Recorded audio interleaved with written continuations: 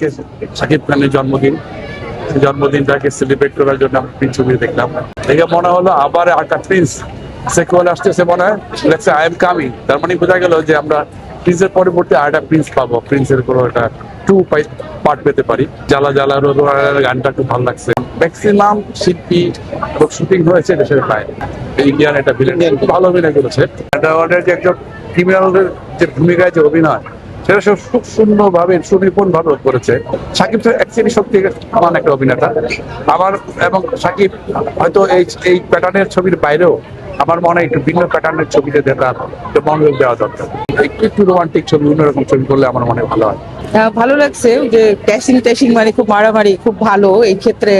সাকিব আসলে অতুলনীয় আমি মনে করি বাংলাদেশের মধ্যে। তবে আমার কাছে ছবিটির মধ্যে একটা মেসেজ এসছে, সেটা হলো রাজনৈতিক মেসেজ, যে রাজনৈতিক নেতারা আন্ডারওয়ার্ল্ডের লোকদেরকে দিয়ে বা নেতাদেরকে দিয়ে বা যারা ক্রাইম জোনের সাথে জড়িত থাকে তাদেরকে নিয়ে কাজ করার পরে তারা ভুলে যায়। তো এবং তাদেরকে ব্যবহার করে।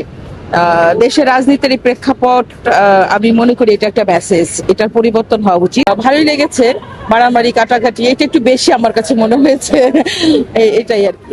দেখতেছি প্রিন্স ওয়ান্স আপন এ টাইম ঢাকা।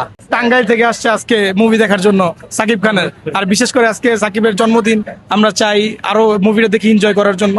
আর ছোটবেলা থেকেই সাকিব খানের মুভিটা দেখা হয়, আর ইচ্ছা আছে যে আজকের মুভিটা অনেক ভালো হবে।